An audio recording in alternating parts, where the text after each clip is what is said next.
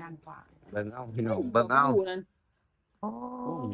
ต้นประมาณอยู่10ปลายโลพี่น้องเอ้ยทีมงาน จัดคืนนี่พี่น้องเอ้ยโห เห็นยกขึ้น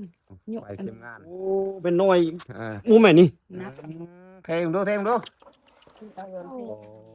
ยกเลยวะทีมงานนี่ยังก่อนเนี่ยทีมงานน่ากินมาก เอ้ยบ้านน้องไปเมือง คุณน่ะเบิ่งเอาพี่น้องเอ้ย เอ้ยสาม เอ้ยยังคุอีกพี่น้องเอ้ยนี่ พูนแต่มันล่าจะเป็นล่วงเนี่ยแท้ ระวัง นี่แค่ นี่จำนะจำทีมงานนี่ทีมงานนี่นี่ บ่แม่นตัวนี้เนาะ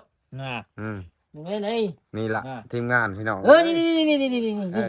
เยอะเถอะมี กระบะหมูมานี่ดิเอ้าเขานี่บ่ดิ โชว์จับยกโชว์ โชว์ โชว์กุลโตไม่หายิงเอาโชว์ ไอ้ดิบ่ได้ก้อยพี่น้องเอ้ย เป็นยังไง เงียบไฟชนะกันก็แล้วจะเงียบไฟชนะกันมันตอบ ไปก้อย แล้ว